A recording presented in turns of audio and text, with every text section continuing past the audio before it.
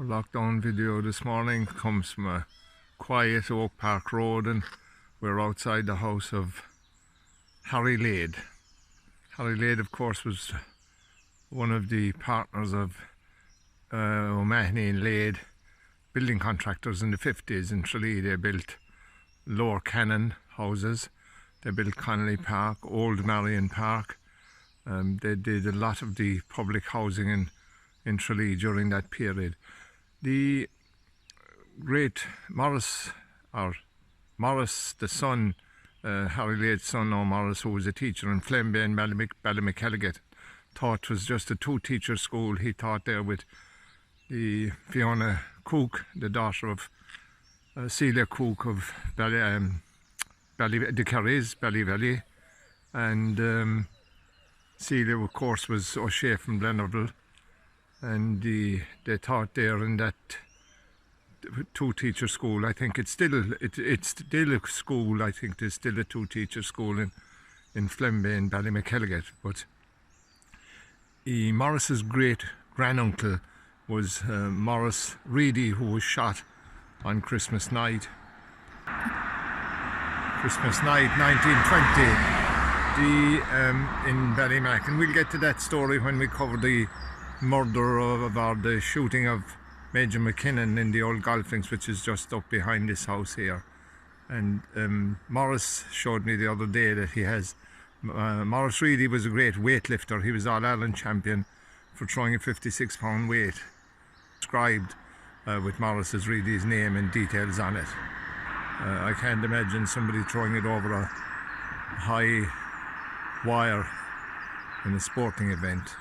It actually reminds me of the story, of course, of the fella that whose father was work shy and caught him one day with a hammer, and he said to him, "Throw that hammer away as far as you can, or it'll mean a lifetime of work." And he threw the hammer away, and he became a world champion hammer thrower. We're on our way now to Oakville House, owned by the Latchford family. When we were growing up, Jack Latchford owned Oakville House. But I stop here just to point out that in the 50s my father had land that came as far as here, in which Meadowlands Estate, some of Meadowlands Estate is now built, where the Tralee Lawn Tennis Club had its 3 lovely hard courts and 2 grass courts, and they had land rented from my father for those. But where you see the wall here now, there was a ditch between our land and Latchford's land, and my father was a bachelor at the time, and he had, of course it was a big farm, he had 2 cows, and he would, when the cows came into the time of the year when they needed to be brought to the bull, he would, and the story is related in Vincent O'Mahony's book about the Merchant Princes of Tralee, when he spoke about the Latchfords, and he said that you remember the story being told about my father, that when Mac Latchford, of course, had a great bull, he always had a prize bull, and my father would open a gap in the ditch and let his cows roam with Mac Latchford's bull. So he always had the best of heifers or bullocks when the time came. The progeny was right. Mac Latchford, although my father always said that Mac Latchford knew what he was doing, you know, but turned a blind eye. We're here now outside Oakville House. Oakville, of course, was the home of the Latchford family, and it was taken over by the nuns, the Dominican sisters, in the 70s. The Dominican sisters, and we can see the house behind the trees now. If under normal circumstances I would walk in the drive and take a picture of the house itself, but there's a fabulous picture in Maurice O'Keefe's book with Russell McMahon of the pictorial history of Tralee, showing the Latchford family and the entertaining the wife of the Lord Lieutenant of Ireland. So that'll tell you the standing in which or the circles in which the Latchford family moved in the 1800s and into 1900s, and up until, of course, the 70s, when the Dominican sisters, the sisterhood of the Dominican order in Tralee, took over this property and turned it into an old folks home. That's the reason I daren't go in. It was the King brothers of Killarney that did the renovations and the conversion of this into a nursing home in 70s, and a few of the names I remember here were Ned Sheehy Bracker, Ned Sheehy from Clonmore, Gaffer Sheehy, his brother, Paddy O'Carroll, who served after with the Urban District Council. They all worked here in the conversion of this. Oakville House, and of course it's only a stone's throw from my own house, and when I'd be having a bad day, my son would tell me that he was going to put me in a wheelchair when my time came and wheel me up here and push me in the gate and leave me there. Oakville is directly across the road from Racecourse Road. Across the road from Oakville House and the Fatima Nursing Home is Oakpark Terrace, and Oakpark Terrace was built in the 40s by the Boyle family of Killorglin, the Richard Boyle and company. When we were growing up, the Sheehan family lived here at the end house at the top of the terrace, and we all remember the sad passing lately of Timmy Sheehan. Timmy, of course, was that great sports commentator, was Radio Kerry known, his voice was known worldwide, but Timmy lived here in his youth and lived here all his life, because when he got married he moved to the other end of the terrace. And we all remember Timmy fondly, of course, for his great commentating skills. We're now outside the house in Oakpark, Eagle Lodge, and Eagle, this was where the Mr. McMahon, Reverend McMahon, the Methodist minister, lived for when we were growing up. The home also of Russell McMahon, who collaborated with John O'Keefe for writing many historical books about Tralee. And the Russell lived in the house next door behind the Order of St. John of God, I think, owned this premises now. It's a home for people with special needs there. It's in lockdown at the moment now, because it would be, I'm taking this picture from over the neighbouring wall. I daren't enter the property with this coronavirus floating around. They also own the land here that was the Methodist Church did, that was sold to McKelliget's of Castle Island, who have their car sales business here now. This is the entrance to Eagle Lodge, with the two eagles sitting up in the pillar, and it's just above McKelliget's garage now in Tralee. Across the road in our time, Norman Chard lived. Of course, the Chards and the McMahons, when we went to school in the Green long ago, we envied the Protestant boys, because they could go off at 12 o'clock when we were doing religious instructions. They had 2 hours for their lunch. And Norman Charles was the registrar at the time when he worked in Denny Street in Tralee, and inside in his office he conducted marriages. He was the last of that type of registrar. I think in actual fact that Paul Hanrahan of the Mall, who runs the shop, accessory shop, that's perfect, where you all know Carmel Russell from. Paul was the last marriage Norman Chard conducted before he retired. I have my back to the house owned by Johnny Courneen. Johnny Courneen, of course, came from the shop in Borby. Johnny was very much involved in the Tralee Choral Union in the 70s, 80s, 90s and into the 2000s. Worked for the ASB in Tralee, very involved in the entertainment industry of Tralee. Because of the sunshine, I can't give you a view of where he lived for 50 years. The two houses now that go to make up part of Oakpark, the main, the Reedy sisters, who had the shop Maggie Reedy's in Motherwell, they lived in the one on the right, and well-known Celine Slattery, of course, who celebrated her 90th birthday here lately spent all her married life in the house on the right hand side, the cream house. And of course Céline's husband Paddy was blind for many years, and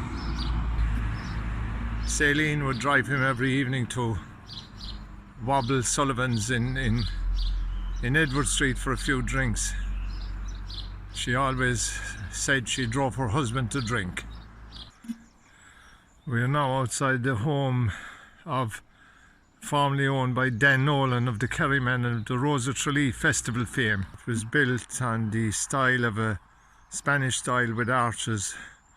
When we were growing up we called it the Hacienda.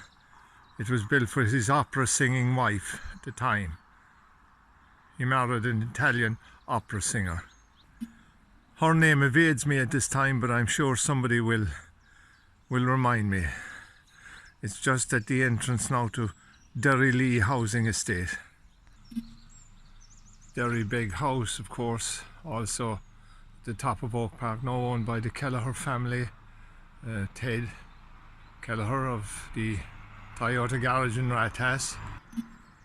We're now looking in over the wall at very big house. Of course, again, under normal circumstances, I'm sure Ted would have allowed us to take a photograph at the front of the house, but unfortunately Ted is also cocooning. But there's a great picture in Maurice O'Keefe's book again of the Irish volunteers gathered here, a photograph of 40 or 50 of them sitting and standing outside the house. Derrybeg was once owned by the Slatterys, who started Denny's bacon factory in Tralee, and Mrs. Slattery was a Tralee town commissioner at the time. At one time we were at the rear entrance gate of Derrybeg. I am sure this was the trades entrance at the time. We are now in Clash and looking down at Clash. Was 20 years ago it would be a hive of activity at this time of the morning. It's coming up to 8 o'clock and we're looking at the Kerry Precision Ball Factory.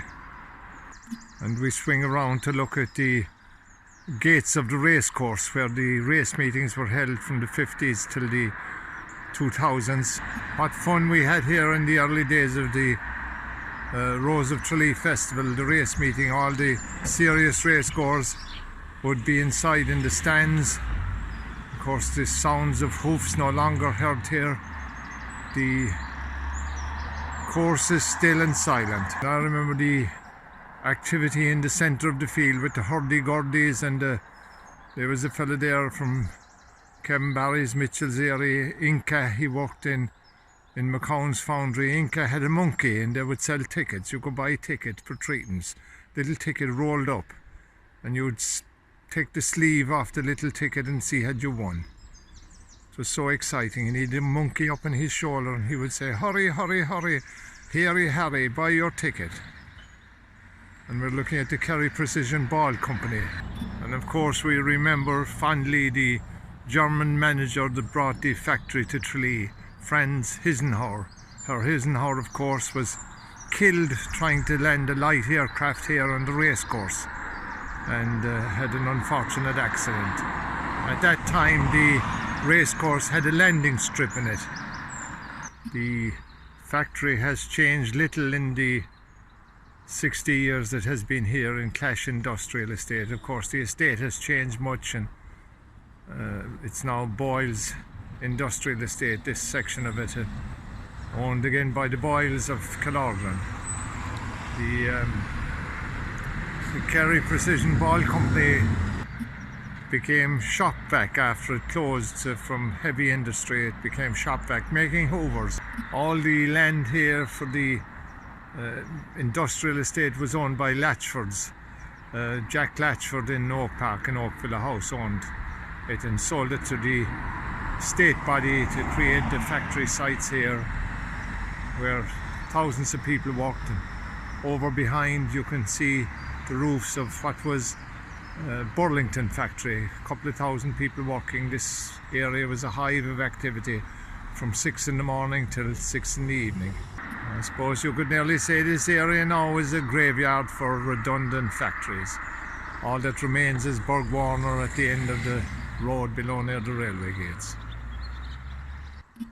Of course, I still go into houses in Tralee and they have a vacuum cleaner that came out of here when it was shop vac. If you had a friend here, you got a vacuum cleaner. It was part of the perks of having knowing somebody that worked here in shop vac. I'm at the other end of the Clash Industrial Estate now at the railway gates, and I'm looking out the line towards Killarney, and as I swing around back into Tralee, and you see the security gates now and the barriers that operate. And when we were growing up, this was a manual operated railway gates. You can't walk down the railway line now, but you could in our time that the security was less lax, and people would walk down the railway line here and climb up the wall of the Austin Stacks Park football field, and people would pull each other up over the wall to see the match for free. The little house that was here that housed the gatekeeper, and the gatekeeper would come out and when the trains were coming and open the gate and allow the train to pass and close the gate again manually. Of course, I can't leave this area without mentioning Joan and Derry Mahoney. Of course, Joan is a cousin of mine, and of course Joan and Derry come from a mixed marriage, and should I say they have a mixed marriage, and they are a mixed marriage. And let me explain that. In Kerry or in Tralee, there were when we were growing up 3 footballing areas. One was the Mitchells, one was Strand Road, and one was Austin Stacks in the Rock Street side of town. And of course Derry came from the Mitchells, and he married Joan, who came from Strand Road, the O'Reilly's area of Tralee, and of course it was considered to be a mixed marriage from 2 different footballing areas. And that's where we leave our lockdown video for today in Clash Industrial Estate.